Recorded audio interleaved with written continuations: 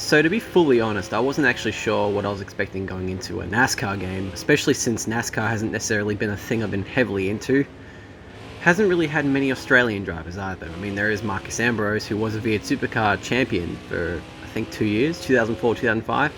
And I remember being disappointed that he went to NASCAR because you couldn't watch NASCAR on free-to-air TV in Australia, and I believe you still can't. So, I never really got that interested in it. It was always just a motorsport that was there. And so recently, NASCAR Heat 4 has popped up, pre-owned, mind you, on EB Games Australia's website. And I know that 5 has come out recently, I think in the last couple of weeks. But 4 is available physically down here and 5 isn't, so I thought I'd just get, the latest that's physically available, because I like my physical copies.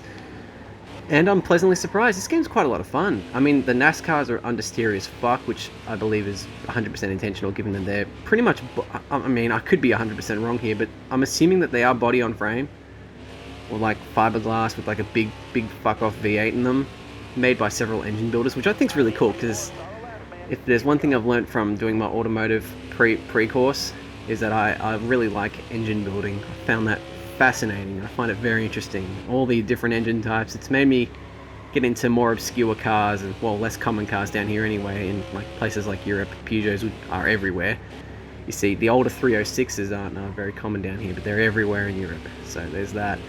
But it's interesting though, because I mean, visually this game is actually quite impressive. I wasn't expecting too much, given, well, I don't know, I haven't heard of the developer, so I was expecting a moderately low budget affair. But from what I heard from YouTube reviews anyway, this game did seem to be on a bit of an upswing in terms of quality overall, visually and like, car-wise, like physics anyway. So I thought I'd do the only thing I know how to do, and do it how you're not supposed to do it, and try my first race on a road course, not an oval. But the driving model is actually quite nice. It's quite satisfying. It's heavy. The cars feel right. There's precision on the ovals, and it's more involved than it looks, which I think's the charm behind it, because it looks, oh, you just go in circles, oh, I'm a fucking idiot, oh. But no, there's a lot more to it than, that. There's precise, being able to constantly look around you and make sure that there's no one sneaking up behind you and stuff like that. I find that pretty cool. And I do like how there's, for some reason, a Toyota Supra and a Toyota Camry NASCAR. Now look, I don't mind the Camaro, and I don't mind the Mustang. In fact, I prefer the Camaro over the Mustang, because ever since the Ford Mustangs come out down here in Australia, every person going through a midlife crisis seems to own one. The Camaros, on the other hand, they're a lot rarer. You don't see nearly as many of them, and I think that's because the obvious reason is because the Camaro doesn't have a manufacturer backing down here. HSV imported them and then converted them to right-hand drive for the Australian market. So that's really cool. And then the Mustang, on the other hand, is like, backed by Ford Australia. So it's just kind of like, oh, okay, whatever. So I don't know. I'm just taking a bit more of a liking to the HSV-ified Camaro. But then there's the Supra, which I find pretty odd. But I mean, it fits. It fits when you think about it. The Camry, though, straight up doesn't. But that's kind of why I like it, if I'm going to be honest. So yeah, we'll go back to the visuals. I really like the attention to detail on the liveries. Like, you can see like some of the air bubbles on some of like the stickers on the back of the car, namely like this Supra, for example. You can actually see them in the taillights and on the back bumper a little bit, and I find that's just a really nice touch.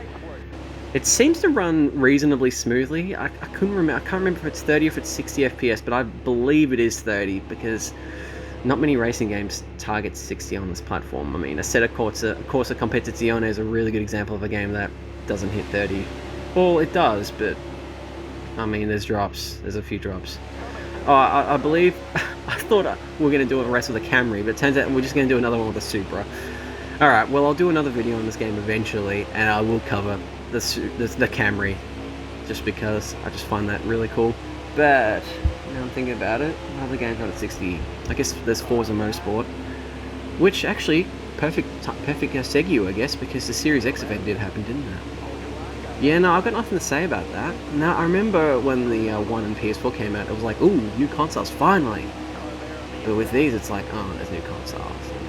I don't know, I'm just disappointed. They seem to be more keen on selling an experience than an upgrade, which, sure, does work a lot of the time. But, like, games like Halo Infinite were underwhelming for me. And I don't know. It's just the event didn't do that much for me. There were some games I really liked from there, but a large majority of them are coming to the base Xbox One anyway, so there's pretty much no incentive for me to upgrade anyway. I'm pretty happy with my Xbox One hardware anyway. I've invested enough, and so far anyway, I've gotten more than enough time out of it to, you know, make the investment worthwhile. But I could definitely get more out of it at this point anyway. So yeah, this is the oval racing, if you couldn't tell, and that's me not taking into account that, yeah, people will not get out of your way for you. You pretty much have to outpace them. I found it really weird though when you're drafting. This bump draft, it's an example of bump drafting there actually, but when you're drafting, the control, like the triggers vibrate, and I'm not a fan of that. That kind of makes it feel weird, if anything, because it distracts me from trying to get the steering right and trying to like steer the car around and all that. And I also, you know, like an idiot, turn down the assists to basically nothing, so I've got no assists, and that might be a dumb idea, but from the footage you've seen, I think it's worked out, especially since the first bit of footage, which was the Canadian Tire Motorsport Park, I think it was. I can't remember what it was called, but that was like my second ever race, and this one was like my 5th or 6th. So there's that. But with every racing game, and in fact any game in general, you gradually improve, so it doesn't really bother me. I know I'm going to get better at this, and I will. And for those curious, yeah, I probably will do another F1 2020 video just because it's yeah, that update video, even though the update's old, it's still pulling in views for some reason. Oh, that Mustang's painted like the Force India F1 cars from like the early 2010s. That's really cool. See, I'm not fully aware of the drivers or sponsors or team. Well, I mean, like, I know Team Penske, Stuart Haas, Joe Gibbs Racing, stuff like that.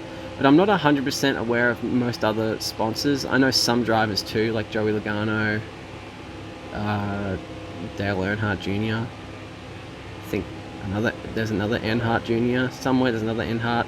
I don't know. There's a couple of very familiar names just because they were household names in NASCAR at its peak, I'm assuming.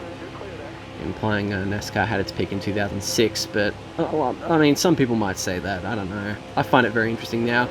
My biggest complaint about NASCAR, though, the more I think about it, now that I'm looking at it, is, well, there are quite a few videos, and you can watch highlights to a degree, but the point system is pretty confusing, and I believe that is a pretty common complaint anyway. So I'm not alone in that.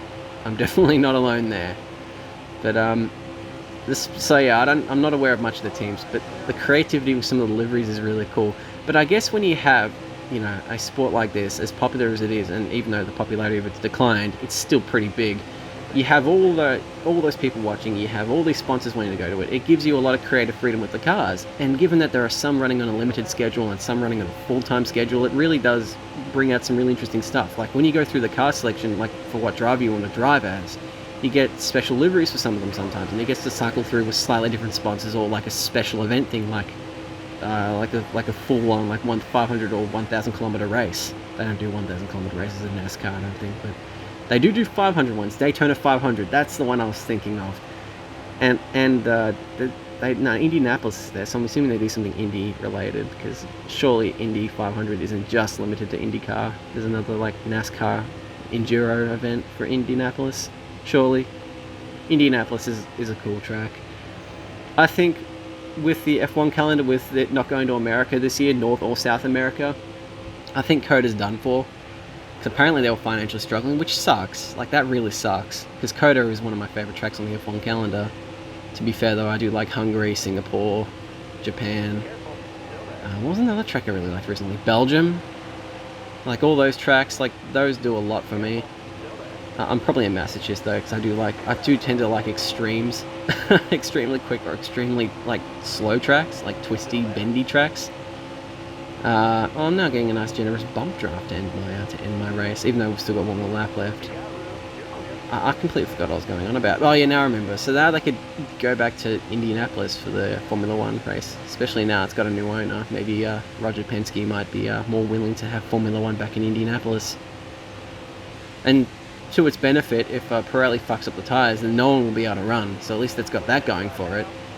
Because, yeah. I mean, I think about the banking, and that's one thing I feel like people don't take enough attention to, or pay enough attention to, is what I should be saying, is that the banking on some of these tracks is absolutely insane.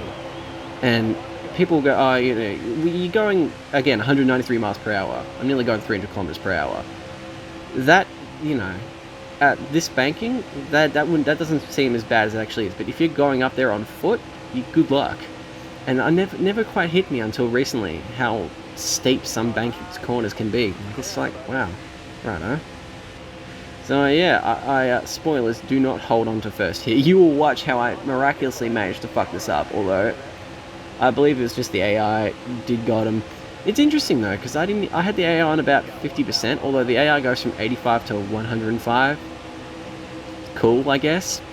But I had it running on 93, 94, so yeah, that's NASCAR Heat 4. I'll probably do another video on it. If you've gotten this point in the video, thank you so much for watching. Like and subscribe and do whatever, and I'll see you in the next video. See you later.